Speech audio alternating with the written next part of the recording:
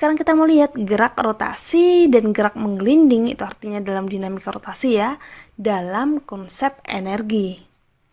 Nah, sebelumnya kita udah pernah belajar nih tentang usaha dan energi di kelas 10. Nah, sekarang kita akan berusaha nih manggil-manggil lagi nih mereka, yaitu materi-materi kelas 10 gitu ya. Jadi di kelas 11 ini kita juga harus benar-benar paham nih materi-materi kelas 10 dulu.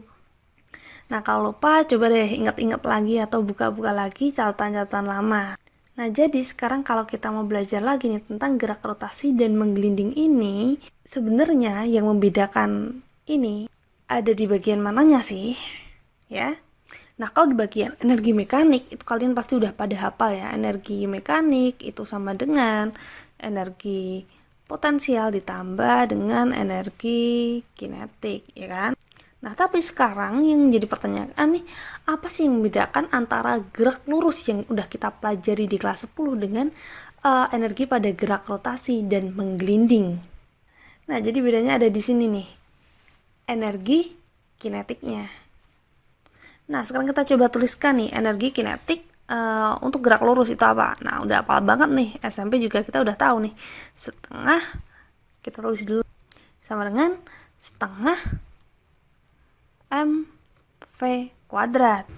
Nah, sekarang untuk gerak rotasi apakah sama? Ya, sebenarnya mirip ya, cuma kita bisa turunin dikit dari gerak lurus. Oke, jadi kita bisa tuliskan setengah M. Nah, V-nya ini bisa kita ganti nih. V-nya itu untuk gerak rotasi ini ada hubungannya, yaitu omega kalikan R. Berarti di sini kita bisa ganti omega R kuadrat. Jadi sama dengan kalau kita kuadratin setengah M R kuadrat dikalikan omega kuadrat. Jadi gimana nih? Sama dengan setengah, nah mr kuadrat ini kan sama dengan inersia ya, berarti dikalikan, langsung kalikan omega kuadrat. Nah, inersia di sini ini untuk partikel ya, tapi kalau nanti untuk benda tegar ini nanti I-nya mengikuti. Nah, ini untuk eka gerak rotasi. Nah, sekarang pertanyaannya untuk eka gerak menggelinding bagaimana nih? Oke, jadi energi kinetik untuk gerak menggelinding itu adalah penjumlahan dari eka translasi ditambahkan dengan eka rotasi. Karena kalau kita amati ya, kalau kita analisis, gerak menggelinding itu adalah gabungan dari gerak translasi dan gerak rotasi. Oke, berarti di sini kita bisa tuliskan eka translasinya yaitu sama dengan setengah mv kuadrat ditambahkan dengan eka rotasinya yaitu sama dengan setengah inersia dikalikan omega kuadrat.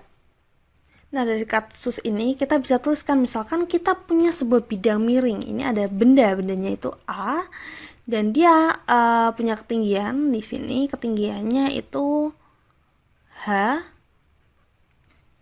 Nah, kemudian bolanya ini dia itu turun misalkan sampai sini.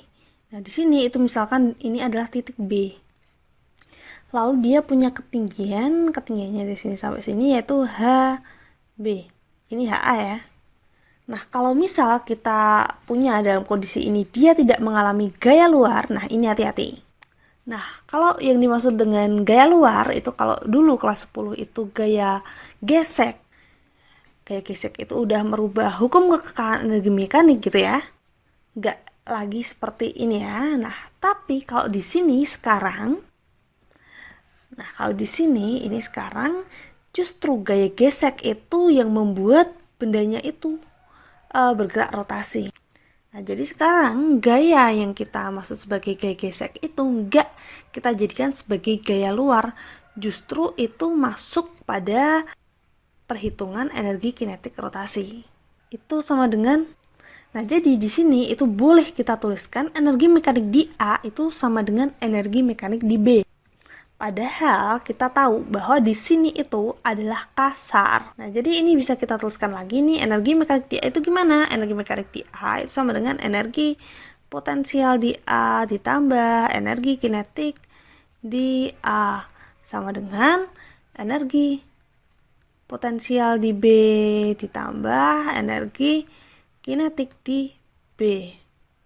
Nah, padahal di sini ada gerakannya menggelinding. Berarti di sini kita bisa tuliskan MGHA. Nah, padahal di sini EK-nya nggak sendirian.